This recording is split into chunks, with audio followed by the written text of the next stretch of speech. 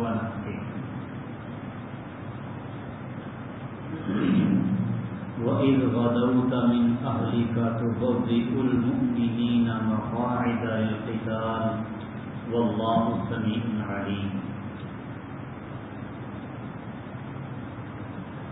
وَإِذْ غَدَوْتَ مِنْ أَهْلِكَ، اور جب تو صبح سویرے اپنے گھر والوں کے پاس سے نکلا، تُبَوِّئُ الْمُؤْمِنِينَ، تو مومنوں کو مقرر کرتا تھا مقاعد للقتال، لڑائی کے مورچوں پر، لڑائی کے لیے مختلف ٹھکانوں پر، واللہ سمیع علیم، اور اللہ تعالی خوب سننے والا اور خوب جاننے والا ہے۔ یہاں سے غزوہ احد کی بات شروع ہو رہی ہے، غزوہ احد کا بیان ہے۔ غزوہ بدر میں مشرکین مکہ کو ذلت آمیز شکست ہوئی، 70 آدمی قتل ہو گئے، 70 ان کے قیدی بن گئے، اور پھر وہ 70 بندے جو قیدی تھے انہیں چھڑوانے کے لیے انہیں فدیہ دینا پڑا۔ اب مشرکین انتقام کے جوش میں مدینے پر حملہ آور ہونے کا منصوبہ بناتے ہیں۔ یہ اپنا لاؤ لشکر لے کر مختلف قبائل سے جمع کر کے 3000 کا لشکر انہوں نے جمع کیا اور جبل احد کے قریب آ کر ٹھہر گئے۔ احد پہاڑ ہے، نبی کریم صلی اللہ علیہ وسلم فرماتے ہیں کہ احد ہم سے محبت رکھتا ہے اور ہم اس سے محبت رکھتے ہیں۔ یہ تقریباً 6-7 میل اس کی لمبائی چوڑائی ہے، بہت بڑا پہاڑ ہے احد کا۔ احد کے پاس آ کے یہ لوگ ٹھہر گئے اور رسول اللہ صلی اللہ علیہ وسلم نے صحابہ کرام سے مشورہ کیا، تو کچھ صحابہ نے مدینے میں رہ کر مشورہ لڑنے کا مشورہ لیا، اور کچھ صحابہ کرام نے کہا نہیں، مدینے سے باہر نکلتے ہیں اور باہر چل کے ان کا مقابلہ کرتے ہیں۔ تو نبی کریم صلی اللہ علیہ وسلم 1000 کا لشکر تیار کیا، 1000 افراد پر مشتمل گروہ کو لے کر شوق نامی جگہ تک گئے۔ جب اس جگہ پہ پہنچے تو عبداللہ بن ابی نے مسلمانوں کو دھوکا دیا اور اپنے ساتھ 300 ساتھیوں کو لے کر واپس آ گیا۔ اس سے مسلمانوں کے حوصلے تھوڑے سے پست ہو گئے، جیسا کہ آگے آئے گا۔ لیکن اللہ سبحانہ و تعالی نے ان کو ثابت قدمی بخشی۔ نبی صلی اللہ علیہ وسلم باقی جو 700 بندے بچ گئے تھے انہیں لے کر آپ آگے بڑھے اور احد کے قریب وادی میں فوج کو آراستہ کیا، اور پھر انہوں نے یہ مارکا لڑا۔ اب احد کی وادی میں جب نبی کریم صلی اللہ علیہ وسلم نے اپنی فوج کو مختلف مورچوں میں بٹھایا، اس کی طرف قرآن مجید نے یہ کہہ کر اشارہ کیا ہے تُبَوِّئُ الْمُؤْمِنِينَ مَقَاعِدَ لِلْقِتَالِ، کہ آپ مومنوں کو قتال کے لیے جگہ دیتے تھے۔ مسلمانوں کی جو فوج ہے اس کے پچھلی جانب احد کا پہاڑ تھا، جبل احد مسلمانوں کی فوج کی پچھلی جانب تھا، اور ایک جانب نبی کریم صلی اللہ علیہ وسلم نے ایک ٹیلے پر عبداللہ بن جبیر رضی اللہ عنہ کی قیادت میں 50 تیر اندازوں کا دستہ ایک مقرر کیا ہوا تھا۔ انہیں حکم دیا تھا کہ اگر تم دیکھو کہ پرندے ہمارا گوشت نوچ رہے ہیں تو پھر بھی اس جگہ کو نہیں چھوڑنا، اور اسی طرح اگر تم دیکھو کہ ہم نے دشمنوں کو شکست دے دی ہے، ہم مال غنیمت لوٹ رہے ہیں، پھر بھی تم نے اس جگہ سے نہیں ہلنا جب تک میں تمہیں پیغام نہ دے دوں۔ تو ان میں سے اکثر لوگ جب انہوں نے دیکھا کہ کافر شکست کھا گئے اور ان کے کافروں کے پاؤں اکھڑ گئے، شکست خوردہ ہو کر یہ بھاگ رہے ہیں، تو کچھ لوگ انہیں کافروں کو جاتا ہوا دیکھ کر، شکست کھاتا دیکھ کر نیچے اتر ہے کہ اب تو فتح ہو گئی ہے، میدان ہم نے مار لیا۔ یہ لوگ جب نیچے اترے تو نبی کریم صلی اللہ علیہ وسلم کی نافرمانی کی وجہ سے کافروں کو موقع مل گیا، تو کافروں نے پیچھے سے جا کے ان پر حملہ کر دیا۔ اب وہ حملہ ایسا زوردار تھا کہ ایک دفعہ تو تمام مسلمانوں کے پاؤں اکھڑ گئے۔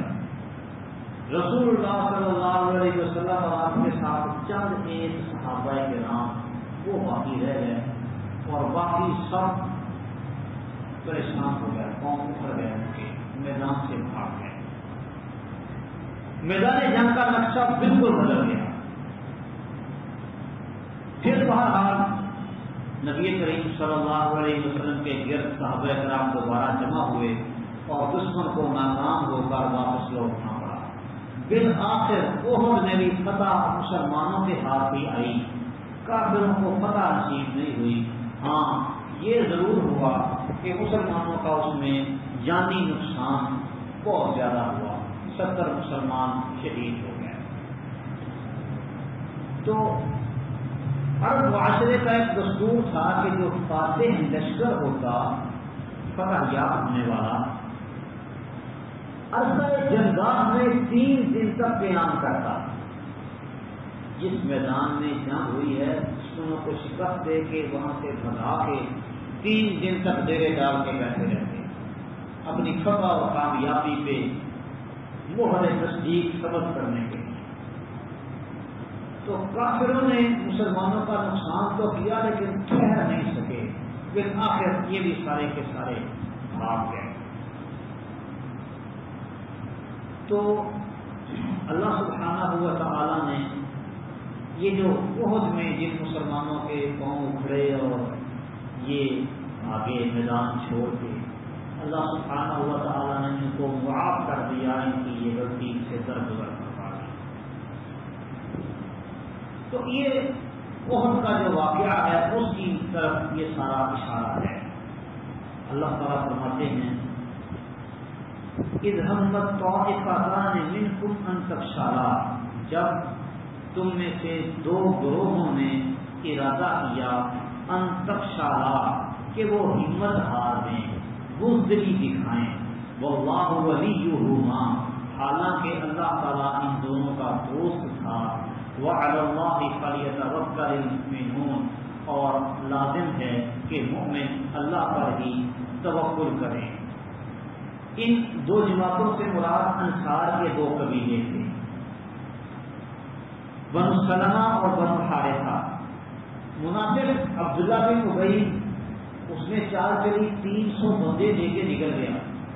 اب ان کو چاہتے ہوئے دیکھ کے ان کا بھی جو مورال ہے ڈاؤن ہونا شروع ہو گیا، حوصلے پست ہونا شروع ہو گئے کہ اتنے بندے جو نکل گئے لشکر سے، 3000 کا لشکر ہے، پہلے ہم تھوڑے سے ہیں 1000، اس میں سے بھی 300 بندہ چلا گیا، کیسے مقابلہ کریں گے؟ یہ بنو سلمہ اور بنو حارثہ یہ 2 انصار کے قبیلے تھے، تو انہوں نے واپس آنے کا ارادہ کر لیا تھا۔ اللہ فرماتے ہیں کہ اللہ ان دونوں کا دوست تھا، ولی تھا، وعلی اللہ فلیتوکل المؤمنون، لازم ہے کہ مومن اللہ پر ہی توکل کرے۔ وَلَقَدْ نَصَرَكُمُ اللَّهُ بِبَدْرٍ وَأَنْتُمْ أَذِلَّةٌ، اللہ نے ساتھ ہی بدر کی یاد دلائی، اور البتہ تحقیق اللہ نے تمہاری بدر میں مدد کی، وَأَنْتُمْ أَذِلَّةٌ، حالانکہ تم اس وقت کمزور تھے، 313 مقابلے میں 1000۔ فَاتَّقُوا اللَّهَ، اللہ کے ڈرو، لعلکم تشکرون، تاکہ تم شکر کرو۔ اس آیت میں جنگ احد میں جو مسلمانوں کا نقصان ہوا اس کے اسباب پر غور و فکر کرنے کی دعوت دی گئی ہے کہ غزوہ بدر میں تمہاری ثابت قدمی تمہاری کامیابی کا باعث کرتی، تو آپ بھی اگر ثابت قدم رہتے تو بڑی بہترین فتح تھی احد میں بھی مسلمانوں کی، تو ثابت قدمی نہ دکھانے کی وجہ سے مسلمانوں کا نقصان ہوا ہے۔ جنگ بدر کی تفصیل سورۃ الانفال میں اللہ تعالیٰ نے بیان کی ہے، یوں سمجھیں کہ وہ سورہ انفال جو ہے وہ غزوہ بدر کی رننگ کومنٹری ہے، بہترین تفصیل سورۃ انفال، یہاں صرف اشارہ کیا ہے۔ اذ تقول للمؤمنین فاتقوا اللہ، پس اللہ سے ڈرو، ولعلکم تشکرون، تاکہ تم شکر کرو، یعنی اللہ تعالیٰ نے نصیحت کی ہے کہ بدر کے مارکے کو یاد کرو، ثابت قدمی دکھاؤ اور اللہ کا تقوی اختیار کرو۔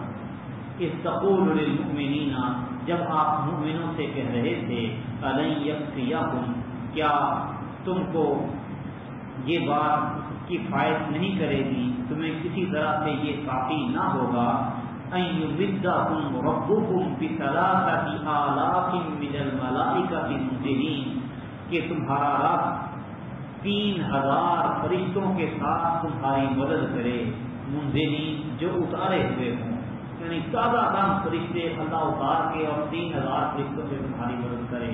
بلا، کیوں نہیں، ان تصویروں و تتقوا، اگر تم صبر کرو اور ڈرو، اللہ کا تقوی اختیار کرو، ڈرتے رہو، وَيَأْتُوكُم مِّن فَوْرِهِمْ، اور وہ تمہارے پاس کسی اپنے جوش میں آئیں گے، هَذَا يُمْدِدْكُمْ رَبُّكُمْ، تو یہ اسی دم اسی وقت تمہاری مدد کرے گا تمہارا رب، بِخَمْسَةِ آلَافٍ مِّنَ الْمَلَائِكَةِ مُسَبِّحِينَ، 5000 نشان زدہ فرشتوں کے ساتھ۔ اس کا تعلق جنگ بدر سے ہے یا جنگ احد سے؟ تو اس کے بارے میں یہی بات راجح ہے کہ اس کا تعلق جنگ بدر سے اترنے کے وعدے کا، یعنی جب کفار کی تیاری اور ان کی تعداد کی کثرت مسلمانوں نے دیکھی اور ان کے دلوں میں تشویش پیدا ہوئی، تو رسول اللہ صلی اللہ علیہ وسلم نے فرشتوں کی مدد کا ذکر کر کے بدر کے موقع پر مسلمانوں کو تسلی دی۔ تو اللہ تعالیٰ کی مدد سے فرشتے میدان بدر میں نازل ہوئے اور مسلمانوں کو اللہ تعالیٰ نے بدر کے میدان میں فتح دی۔ پہلے 1000 کا وعدہ ہوا، پھر 3000 کا، پھر 5000 کا۔ اللہ تعالیٰ نے مسلمانوں کی مدد کروائی فرشتوں کے ذریعے۔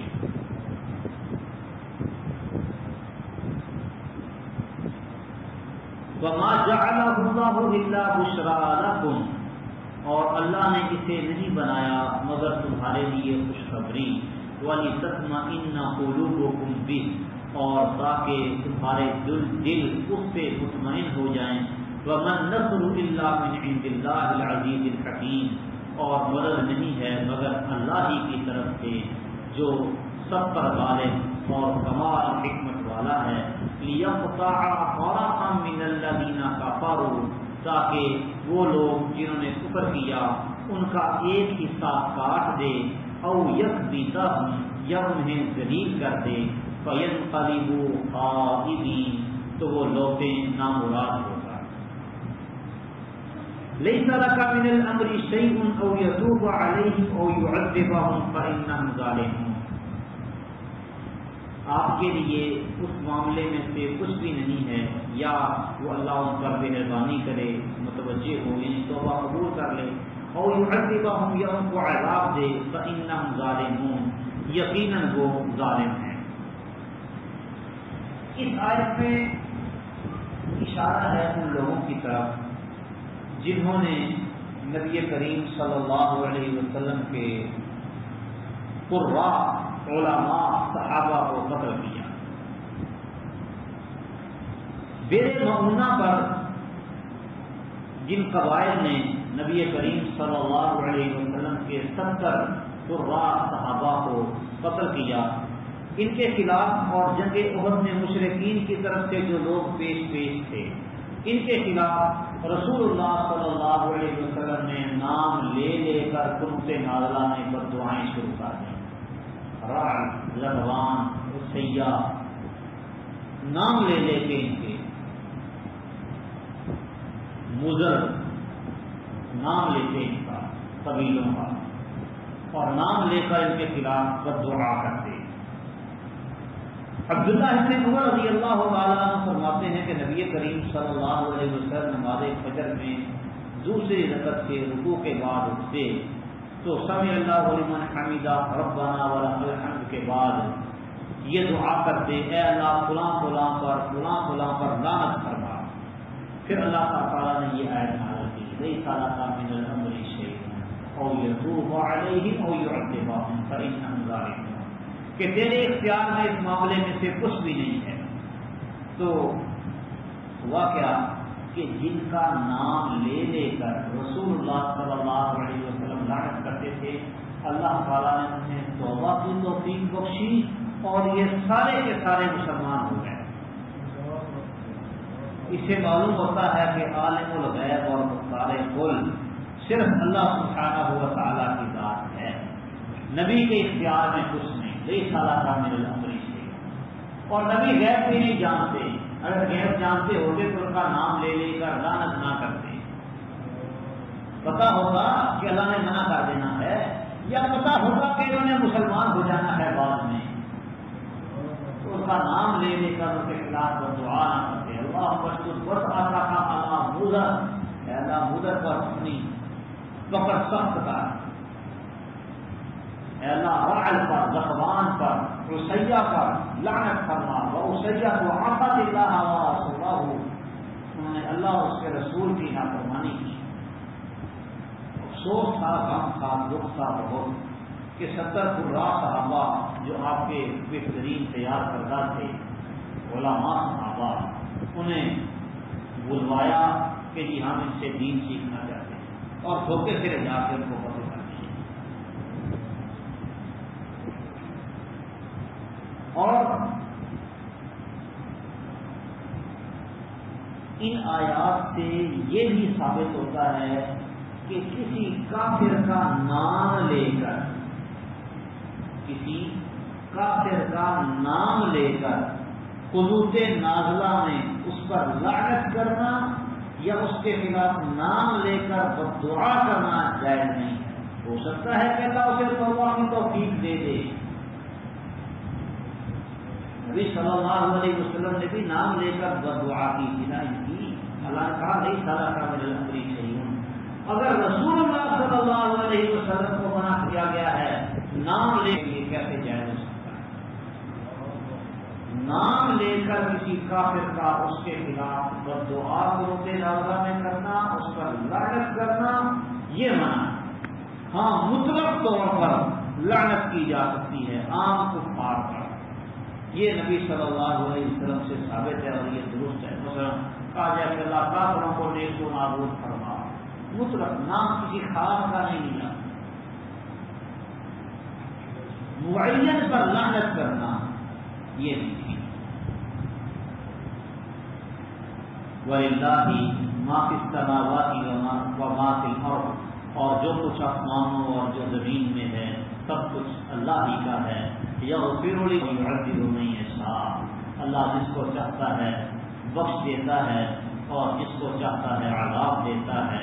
واللہ غفور رحیم، اور اللہ تعالیٰ بے حد بخشنے والا، نہایت رحم کرنے والا ہے. تو نبی کریم صلی اللہ علیہ وسلم کو بتایا گیا کہ آپ کے لیے معاملے میں سے کچھ نہیں. اللہ جسے چاہے بخشے، جسے چاہے عذاب دے.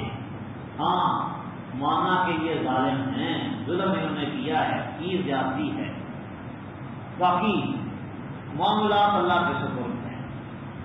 عذاب دینا کسی کو بخش دینا یہ آپ کے اختیار میں نہیں، یہ اللہ کے اختیار میں۔